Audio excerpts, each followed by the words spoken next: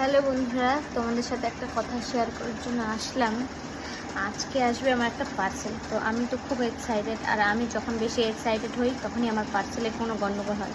তো পার্সেলটা আসবে, এখনই আমাকে ফোন করছিল। তো চলো পার্সেলটা আসুক, নেওয়া যাক, দেখি যেটা আমি অর্ডার দিচ্ছি সেটা আসছে কিনা। আমি তো খুব এক্সাইটেড, আর আমি যখনই এক্সাইটেড হয়ে বললাম তো আমার পার্সেলে কোনো না কোনো কিছু একটা গণ্ডগোল হয়। চলো আসুক পার্সেলটা, তারপর তোমাদের সাথে শেয়ার করবো, ঠিক আছে? যে বন্ধুরা, আমার পার্সেল চলে আসছে।